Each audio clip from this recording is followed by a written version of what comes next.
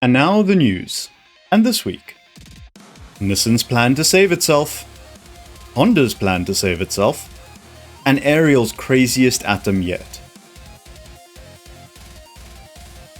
Nissan has taken a break from having Renault do all the work, and has shown off some plans to put in some effort themselves. They've unveiled their long-term vision called Mobility Intelligence for Everyday Life. Bless you. What they're doing with this, among other things, is to reduce the number of models from 61 to 45, but they will also expand powertrain options to include more hybrids and internal combustion engines. Needless to say, they'll be targeting the US going forward with this, but China and Japan will be key markets too. The tiny little backwater region that is Europe be damned, I guess. Anyway, let's run through some of the noises they've been making, because if this works, it could very well turn the company around. AI is going to define the next set of vehicles for Nissan, and if you want to hear my full rant about that, see my video on the topic. Regardless of what I think, this is happening, with the plan being to incorporate AI-powered driving technology in 90% of its vehicles, and beyond that to integrate its cars into the customer's life with tech too. I just hope the 10% worth of non-AI vehicles include the Skyline and whatever replaces the GTR.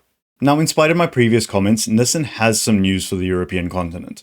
The new Juke is on its way, and based on these pictures, I have to say please keep it exactly like this. Because the Juke is by definition a weird car that, let's be nice and say, caters to a specific taste. So only it should be able to pull off a look as crazy as this one, and that's exactly why it should do it. I love that they're leaning into the Jukeness without compromise, even if I'm a non-Juke fan myself. The car will be electric only and will run alongside the current petrol and hybrid models, rather than replace them. It'll share a lot with the Leaf, including the platform, batteries, and power unit. They say they're going to be tuning it to be more fun to drive though, whatever that means. Given the amount of Jukes I see on the UK roads, as well as the people that drive them, my advice to Nissan would be don't make it some attempt at a driver's car. Just make it a quirky looking car that does its job really well. There's no need to go beyond that. Pilot production of what Nissan calls a key model for Europe begins in the UK this week, but official launch of the Juke is about a year away. Next for the EU and adjacents, Nissan is thinking about bringing the NX8 in. This isn't confirmed yet, but it is likely. It'll be a largish SUV, which is somewhere between an X5 and an X3 in terms of size, and is going to be built in China by Dongfeng.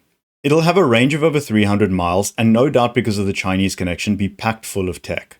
One of the standout features noted is an 800-volt charging system, which can get the car from 10 to 80% charge in around 12 minutes. Moving away from Europe exclusive stuff, Nissan has also shown off the new Rogue, or X-Trail if you're not American.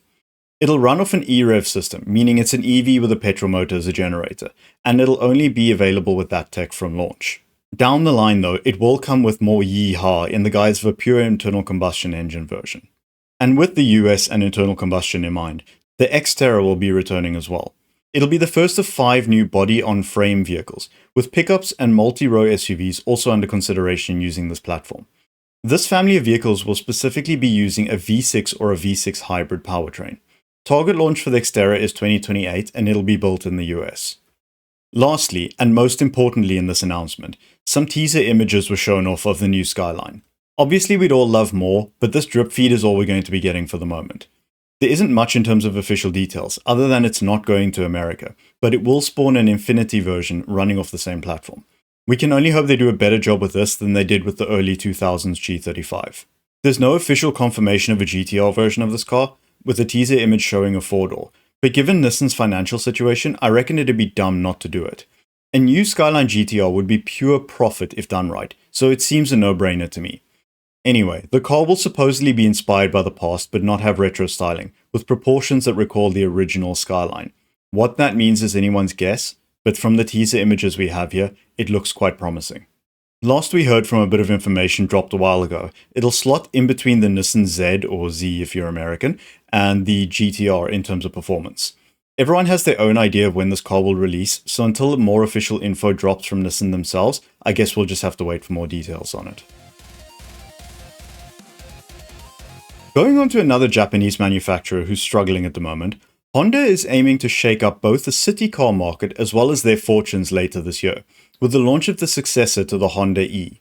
The new Honda Super N will go on sale in the UK in July, with pricing confirmed to be less than £20,000. This, along with its size, means it'll fight the Renault Twingo and the BYD Dolphin Surf rather than more premium EVs. The Super N is based on the Japanese market's N1E electric K car, but the European version is apparently quite different to its Japanese sibling. Honda claims the new version will be more fun to drive. What that means for a tiny little electric city car is anyone's guess, but with power ranging from 63 to 94 horsepower and a curb weight of 1.1 tons, I personally wouldn't expect miracles from this little ankle biter. They have tried to offset this with what they're calling boost mode, very original, which means the car switches to its version of fake dynamicism. The car gets sharper throttle response as well as fake engine noise and a fake 7-speed gearbox. Anyone who's listened to me ranting in the past will know this type of nonsense just raises my blood pressure, so I'll leave it here rather than getting myself cancelled over something that isn't even real. The exterior styling takes the compact N1 base and adds a chunky, aggressive look that makes it look like something out of an anime version of cars. It has a more aggressive face with new LED headlights and front air intakes. The charging point is also located in the nose. At the rear, the car features square lights and a low boot lid designed for easy loading. Customers can choose from a wide range of customization options, including two-tone paint and body graphics, anything to make it appealing. Inside, the cabin features a simple, lean, and space-efficient design, with two small displays for infotainment and driver data. Physical buttons are thankfully the order of the day, and being such a small car, the rear is apparently quite cramped. The Super N offers a combined range of 128 miles, though a city mode can increase this to 199 miles. With Honda recently admitting they can't compete with Chinese manufacturers, and hoping this will spur them on to innovate more, this is a pretty important little vehicle for them. For me, it's an odd little thing. It mixes new and retro and definitely looks like a K car, but I don't feel like it gels its parts very well together. It almost feels like it was designed by 4 different people. For Honda's sake, I hope the quirkiness does translate into sales, but I get the feeling this car will be pretty divisive, in that people will either love it or hate it, kind of like the Kia Soul or the Citroen C4 Cactus. Ariel is celebrating 25 years of the existence of Atoms with its most explosive version to date. The Ariel Atom 4RR is a road-legal, track-focused machine that is basically an F1 car for the road. The car has a power-to-weight ratio of over 780 brake horsepower per ton, meaning it's more powerful than a Bugatti Chiron. It delivers this mental stat via a bespoke 2-litre Honda-derived 4-cylinder engine, based on the Civic Type R's K20C. I say bespoke because Ariel takes that motor, spends 100 hours on it, and ends up with something that's meant for more than just bouncing off the red line on a Friday night. The engine produces 525 horsepower and 550 Nm of torque in its highest setting, but if that's a bit much, you can select lower 500 and 400 horsepower maps from the cockpit. Wouldn't want to go too crazy in a car with no roof and a tube chassis, right? Power is delivered through a 6-speed sequential manual gearbox that's capable of clutchless upshifts and downshifts. Performance is mental, with a 0 to 100 km per hour time of 2.4 seconds and 0 to 160 km per hour or 100 miles an hour of 2.7 seconds, and a much more reasonable top speed of only 280 km an hour. The chassis had to be strengthened to accommodate the increased power and features adjustable dampers. Continuing the F1 theme, the aerodynamics are an evolution of the Atom V8, featuring F1-style wings and custom carbon fiber side pods for improved cooling. Carbon fiber is the order of the day here, being basically used everywhere, and means the car weighs less than 700 kilograms, or in other words, half a VW Polo.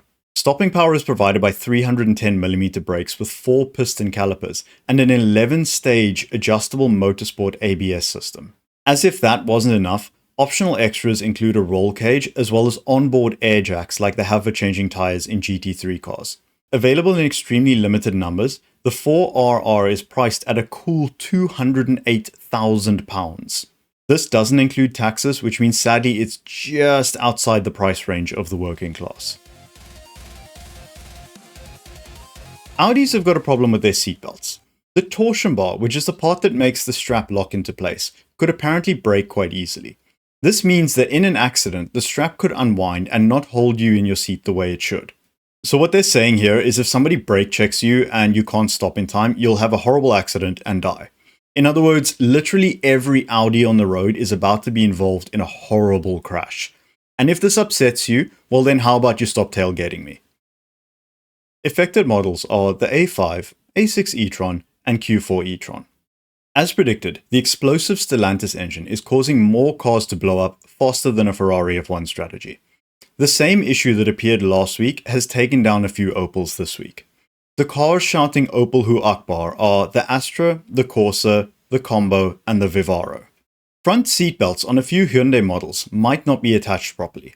The issue is damage to the snap-on anchor, which I'm pretty sure is the part that the belt clips onto. Needless to say, this is a pretty serious one, so if you have a Santa Fe, Ioniq 6, or Genesis G90, have it fixed as soon as possible. And you know, while I do use this segment to make cheap jokes about cars and rip on Stellantis and Ford, I actually don't like the fact that there are so many issues popping up with new cars all the time. People spend a lot of money to get a car they think will work properly, so it's sad to see how many weekly failures there are. Thankfully this week this isn't the case, because the 3 recalls I've already run through are all there is. Long may that continue.